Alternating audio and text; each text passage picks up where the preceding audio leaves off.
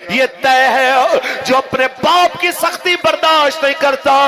اسے زمانے کی سختیاں سہنی پڑتی ہے، جو زمانے کی سختیوں سے بچنا چاہتا ہے اسے چاہیے کہ اپنے باپ کی سختی کو اللہ کی نعمت سمجھے۔ ہمارے بزرگ فرماتے ہیں کہ باپ کی سختی سورج کی سڑام اللہ، بس اس آقا و مولا کی بات کریں جس نے باپ کو عزت دی ہے، اس آقا و مولا کی بات کریں جس نے سفید داڑھی والے کو عزت دی ہے، اس آقا و مولا کی بات کریں جس نے جناب اعلیٰ بزرگ کو عزت دی ہے، اس کی بات کریں جس نے فرمایا لیس منا من لم یوقر کبیرنا ومن لم یرحم صغیرنا، وہ ہم میں سے نہیں ہے جو بڑے کی عزت نہیں کرتا اور چھوٹوں پہ شفقت نہیں کرتا۔ آئے حضور کی بات کریں، انہی کی بات کرنے سے معاملات ٹھیک ہوں گے، انہی کی بات کرنے سے ملک بھی ٹھیک ہوگا، یہ دنیا بھی ٹھیک ہو جائے گی،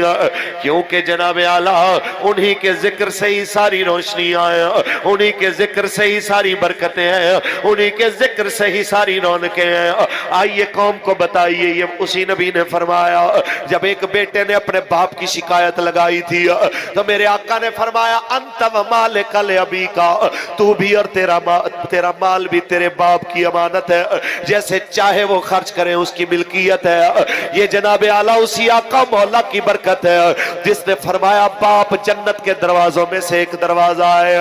یہ اسی آقا مولا کی برکت ہے جس نے فرمایا ماؤں کے قدموں کے نیچے جنت ہے، یہ اسی آقا مولا نے فرمایا ہے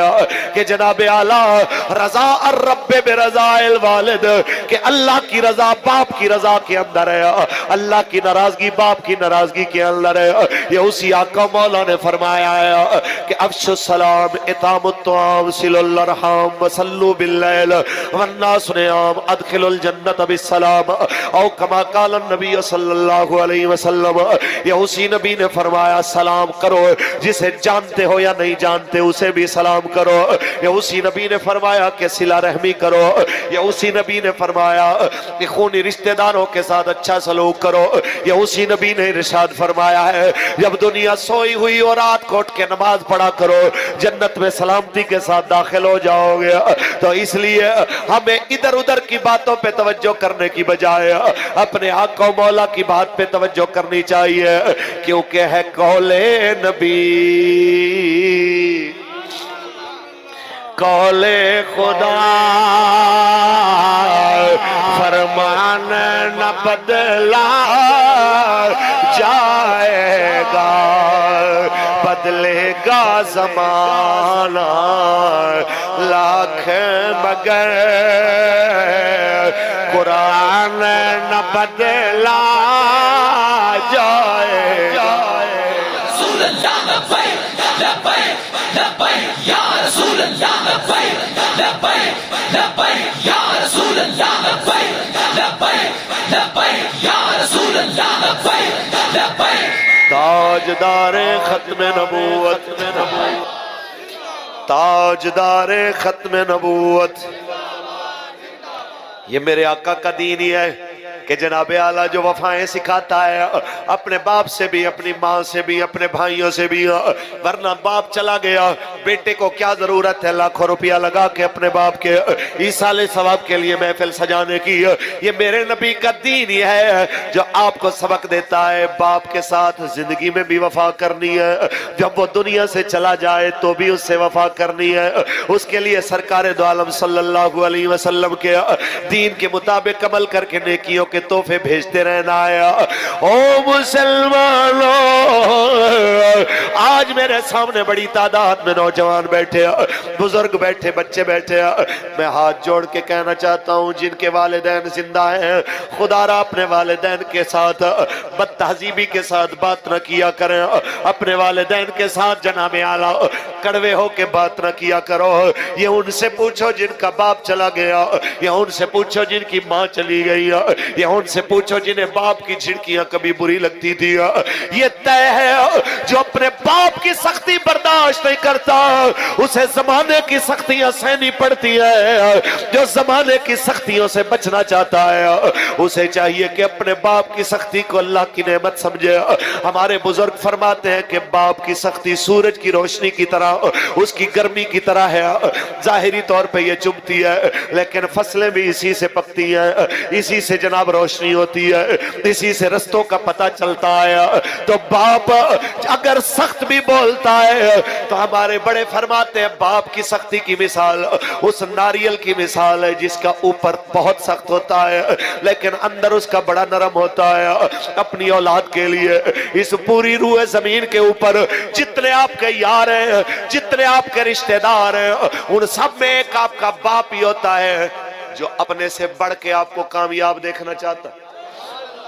ورنہ بھائی بھی کہتا ہے بھائی میرا ترقی کرے لیکن اپنے سے آگے کوئی نہیں جانا دینا چاہتا, کہتا ہے میرے نیچے رہے یا میرے برابر رہے. لیکن ایک باپ ہے جو کہتا ہے کہ جناب میری اولاد مجھ سے بھی زیادہ کامیاب ہو. ہم آپ کے آگے دست عرض کرتے ہیں کہ بس کیجئے, اپنے والدین کے ساتھ اچھا سلوک کیجئے, ان کے ساتھ زیادتیاں مت کیجئے. اور ہم بزرگوں کے آگے بھی ہاتھ جوڑتے ہیں, آپ بھی بس کیجئے, آپ بھی حضور کے دین کے پاس آئیے, کیونکہ یہی دین ہے جس نے آپ کو عزت دینی ہے, یہی دین ہے جس نے آپ کے سفید بالوں کا بھرم رکھنا ہے, یہی دین ہے جس نے آپ کی پگڑی کی عزت کو دنیا کے سامنے بتانا ہے. اس دین کو چھوڑ کے اگر کسی اور نظام کی طرف آپ جانا چاہیں گے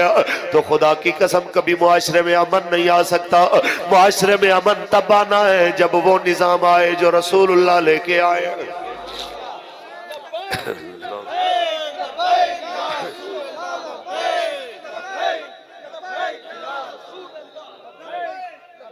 رسول اللہ تاجدار ختم نبوت. یہ طے ہے کہ یہ وقت آنا ہے. آئیے اللہ کا قرآن پڑھیں, محبت سے بولیں سبحان اللہ. خالق کائنات نے ارشاد فرمایا کل نفس ذائقۃ الموت, ہر زیروں نے موت کا ذائقہ چکھنا ہے. جناب اعلیٰ جو دین آپ کے اور میرے آقا لے کے آئے یہ دین وفاؤں والا دین ہے. باقی تمام ادیان کو آپ اٹھا کے دیکھ لیجئے, کسی دین اور مذہب کے اندر یوں مرنے والوں سے وفا نہیں کی جاتی جیسے ہمارے دین میں کی جاتی ہے کہ میرے آقا مولا نے فرمایا مرنے والے کے تمام اعمال منقطع ہو جاتے ہیں. لیکن جناب اعلیٰ ان تمام منقطع اعمال میں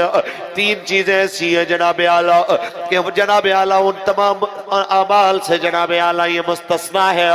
کہ یہ منقطع نہیں ہوتی. جناب اعلیٰ یہ ہمیشہ باقی رہتی ہے. ان میں سے ایک جناب صدقہ جاریہ ہے, ایک ان میں سے علم ہے جناب اعلیٰ, ایک ان میں سے نیک اولاد ہے جو نیکیاں کرتی رہے تو اس کے بعد جناب مرنے والے کو اس کا مرنے کے بعد بھی ثواب ملتا رہے.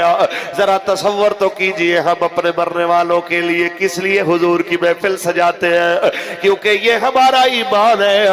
یہ ہمارا ایمان ہے. قبلہ مفتی مختار صاحب بھی تشریف فرما, ہمارے جناب اعلیٰ علماء یہاں تشریف فرما, یہ آپ کو بتائیں گے کہ اگر ہم مرنے والے کے لیے کھانا بھیجتے ہیں اللہ یہ کھانا نہیں جنت میں اس سے اعلیٰ کھانا اس کو عطا فرما دیتا ہے. اگر ہم پانی بھیجتے ہیں, ہم اس کے لیے کپڑے بھیجتے ہیں, اللہ یہ کپڑے نہیں اس سے اعلیٰ کپڑے مرنے والے کو جنت میں اپنے جناب اعلیٰ پاک بارگاہ میں سے عطا فرما دیتا ہے. لیکن ہم کہتے ہیں جب ہم اپنے مرحوم کے لیے رسول اللہ کے ذکر کی محفل سجاتے ہیں, جب ہم کریم آقا مولا کے نعرے لگاتے ہیں تو یہ ہمارا ایمان ہے. رب نے اپنی مخلوق میں اس سے اچھا ذکر بنایا نہیں ہے, کیونکہ اسی کے بارے میں رب نے فرمایا وَرَفَعْنَا لَكَ ذِكْرَكَ.